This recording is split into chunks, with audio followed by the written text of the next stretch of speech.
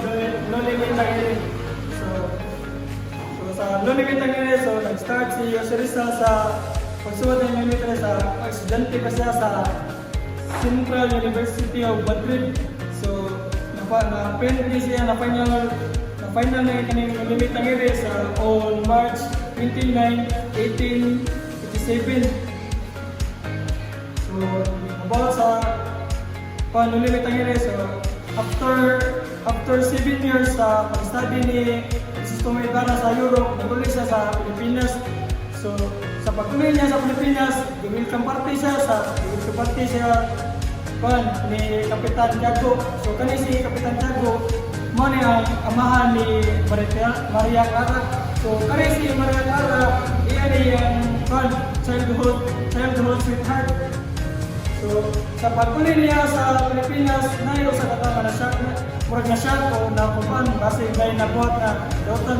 So, kaning taong nga murag nakupan o nasupay si Padre Damaso. So, sa pag-abot ni Ibarra sa Pilipinas, si Padre Damaso nasupay, wala siya nag-expect na mauli si Ibarra sa Pilipinas. So, on the way back in hotel, so pag nato si Ibarra sa hotel, may approach si Lieutenant Ibarra. So kani si Lieutenant Ibarra sa usan sa ka soldier or sundalo. So ito lingon si Lieutenant Ibarra ni Crisostomo nga papa namatay. So namatay ang papa ni Crisostomo Ibarra sa pagluwas sa usa ka bata na lalaki. So ang pangalan sa papa ni Ibarra kay si John Rafael Ibarra. So namatay ang iyang papa sa pagtabang sa bata sa pagpanis sa tax collector. Ang tax collector kay Silvi na napatay ni sa papa ni Ibarra kay sa pagtukmo niya ba sa samtang iyang gitabangan ng isa ka bata na wala niya natuyo, natukmo niya ang isa ka tax collector. So ang tax collector na pantok sa isa ka bato, pantok mo ang kamatian. So sa pagkamatay ng tax collector ko na Silvi na punish ang na Tagalog punishment ang iyang papa. So na preso so samtang na preso ang papa dito na suffer mo ko. So dito na namatay ang papa sa presuhan na po. So namatay ang papa sa presuhan.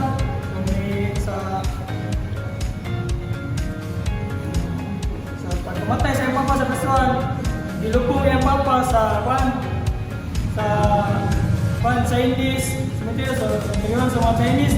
So palubong. So ito si Ibarra nga naagilito. So paglubong sa iyang papa na may nagkuman na usa ka tao nga nagkuman nga ipakuha ang lawas sa iyang papa sa Chinese cemetery nga ipalabay sa kapal sa liver, ipalabay na pagkadungog ni Ibarra ato na wala yung papa, nawa ang lawas yung papa sa lugar sa Chinese cemetery kay na-shock siya sa iyang nadunggan nga nawa yung lawas yung papa sa cemeteryuhan.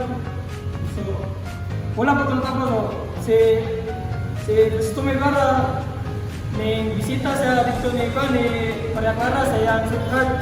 So through the meeting, so yung bisita siya. So samtang yung bisita siya mo, iyang pagbisita na yung mga Silvi dupli ba na kalimpay o kapul kay kapag bisitihan niya namatay ba yung papa to. So wala pa kaysa sa nagpapag ka sa gulong ba ako maglipay na yung papa namatay mo naggain pa sa yung mamatay ba murag gulay pagkamatay sa papa to murag gulay yung shock moto si Crisostomo Ibarra nakita rin sa kumagi para maibawa niya nga ngano kung namatay ang papa sa may lundan nakita sa kanang Silvi justisya.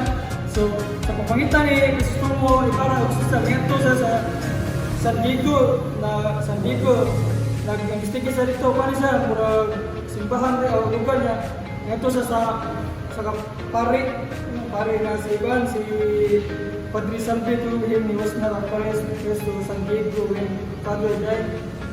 Condemnation sa i-report ng government. So, ang most affecting part ko na sa story na nalimutan hearing is katong part sa story ni Sisa. Kani si Sisa is kani dato na siya nga pagkabay sa kanya sa ato, pero katong namin niya si Pedro dito siya nisagod ka pupre kay kani si Pedro saka malahubog ya kanang sugarol ya responsable na pagkamahal sila ang anak. Tuwa dato kani si Sisa kay murag nagluksa nagalisyan di samot pagidaya ang pagkakuan nga nawagtang iyang anak kasi si Basilio ug si Crispin. So dito sige niya pangitan na mura siya na nabuang gali. So ang nagawa niya kanino si Crispin kay namatay gano sa hands ni sa Kristan Mayor balik ipatay niya kining sa Kristan Mayor malagi sa ni pero ipatay daw. And Basilio is appeared not fully comprehending what happened to him and to his brother and to his mother. So wala na sila kung makasilita pa sila dato pag tingnan niya ipan ni Basilio. Meanwhile, sa sarili na story, Maria Clara together with Captain Tiago and Tia Isabela arrived in San Diego for a planned picnic. So, mukha na yun, nilagay na sila parang mga tayo si Maria Clara, Captain Tiago, Tia Isabela, ato sa San Diego. Kawaban niya si Crisostomo, si Maria Clara. O niya, inuban sa mga amiga ni Maria Clara kasi Sinang, Jenny, Victoria, and Inday. Hanggang both man na si Elias. So, while sakay-sakay sila bang sa dipadong sa aduan kay kanang nai crocodile or buhaya nga ni sugat sa ilaha. Kanya, ni Pando si Elias ni sacrifice siya para maluwas ang kanang motor. Dahil siya sa office para to attack na kanang crocodile. Kanya, pagkita ni kanang ni Crisostomo nga naglisod si Elias kay murag pando ka tapos murag crocodile. Tabag sa si Crisostomo ni nilamay sa siya, naglaysit siya. So, Elias, so, after na tanan, so, na-okay ra gyud na sobra to nila nga situation. Si Maria Clara ko nag-play siya siya part, nagkanta siya sa mga. So pag human na natin, nanawa na sila, okay na tanan, si Captain Tiago, si Crisostomo, kaya nagduwa sila ng chess, and ang uban mga babae, kaya nagduwa sila o kanang bill of chance. So okay lagi kayo ilahang malipad na ilahang activity like lingaw na normal day lagi na kanang kauban ng friends na mag-enjoy lang. Then until nga naabot ni si Padre Damaso, naabot si Padre Salvi, iya gikuha ang snatch ang book and distributed kay ana siya ang magduwa-duwa kuno ulan niya naman mga games kay isa sin daw kuno against daw kuno sa Ginoo. Mo ang gingaling kay Padre Salvi. So, pagka ako man na naabot ako ng Guardia Civil to arrest si Elias. Arrest nila si Elias kay kuno kay assault ni Elias si Padre Damaso. But before na ma-arrest kuno si Elias kuno is kay naka-sneak pa siya and nakakas pa siya successfully avoid arresting officers. So, bali nakatakas pa si Elias. The following day, Crisostomo consulted the Supplication about his plan to put up a security gate. Umabot ang adlaw, Crisostomo consult sila ni Supplication about sa plano sa silahan sa San Diego. The laying of the cornerstone, ang cornerstone means ang pundasyon sa household. Coincided with the celebration of the town of the Fiesta. May umabot na Fiesta sa town. So, the outset pessimistic mean is which is may umabot na kanang masamang pangyayari ba na the system mo determined to make work motto so the system mo na plano na general trabaho. While everyone in San Diego happily celebrating the town and Fiesta, players were very worried persisting about the plot against his life.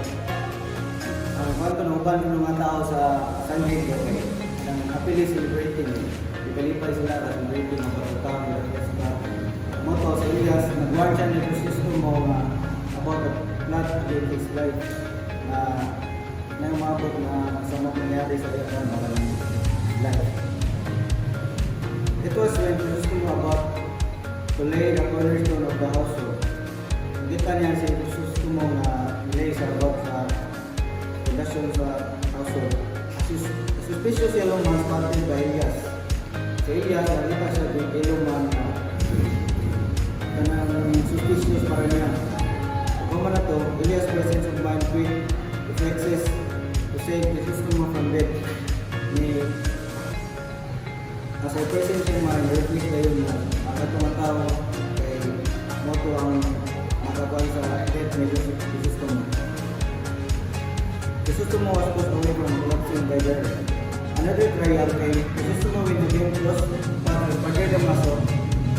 They were dining with some choosing guests at the house of a Captain Chicago when Padre Damaso repeatedly insulted him. Pagkaman ito, si Padre Damaso insult siya by Captain Chicago. He lost his self-control and attacked the priest a knife on his hand. Wala siya nakakontrol sa iyang kabulingan mo to, yatak the priest, yatak ni Cuchillo.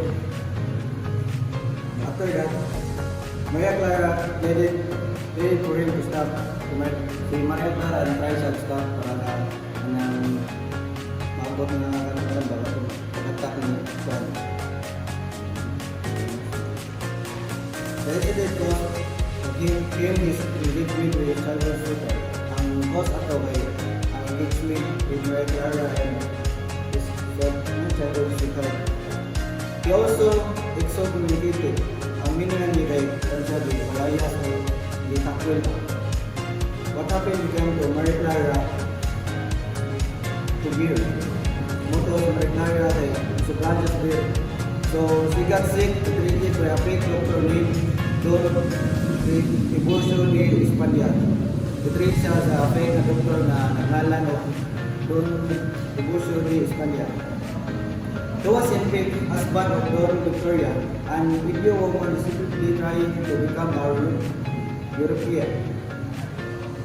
Gikuan siya, try siya gikitan sa bana ni Doña Victorina. Muna siya ang in-pick husband. Try siya gikitan sa... After that, he was also one of those Don Alfonso Llanares de España to Maria Clara. Siya po ang introduce ni Don Alfonso Llanares de España to Maria. Was favored by Padre Damaso despite the fact that he was jobless or penniless. Magkano si Juan, wala siya, usa siya na wala ng trabaho o wala mo siya ba? Na, binan siya maka-marry o kanang rich woman. The quarrel between Doña Victorina and Don Consolacion was lovable. The quarrel is manay away o alitan bilang dua ni Doña Consolacion and Doña Victorina. A vulgar exchange between the two police social terms or more rich, which political fight not only arrival by Padre Damaso.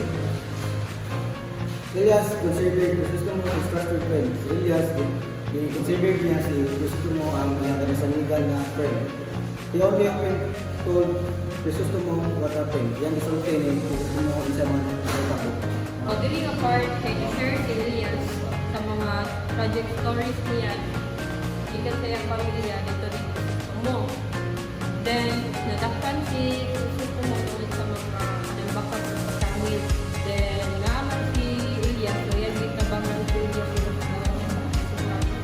and then, nakita si Crisostomo o si Maria Clara na dito sila nakatayo ay dito sa tabian nila.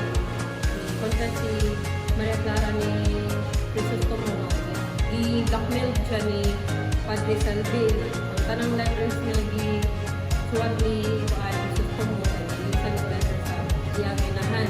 And then, dito sa ipanibaw ang papa ni Crisostomo kasi Padre Damaso. After the emotional goodbyes, Crisostomo returned to Elias, quietly waiting on his bangka. So kanina si Crisostomo is naghuwat ani uli ni siya nga gihuwat ni Elias nato sa bangka. Then when they were hardly rowing the Pasig River, they heard gunshots and the pursuing Guardia Civil. So mag-agi ka na nila sa Pasig River is nakadungol ni sila o gunshots sa mga Guardia Civil. Then Elias told Crisostomo to hide under the zakit while he jumped into the water mindful of the bullets. So kanina si Elias is yan iso ko si Crisostomo nga tago sa zakit. Then si Elias is kanang misam siya sa tubig kay para makuha ang attention sa Guardia Civil. And then makaigya siya sa Paris.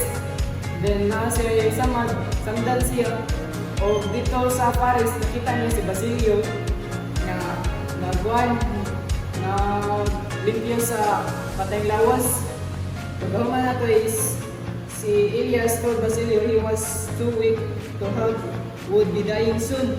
So si Elias is iyang gisakan niya si Basilio nga kanang sunogon siya kauban sa mama ni Basilio. Then pagkahuman na to kay naay gisulti si Elias na I die without saying the dawn brighten over my native land. You who have it to see will come eat and forget not those who have fallen during the night. So that's all.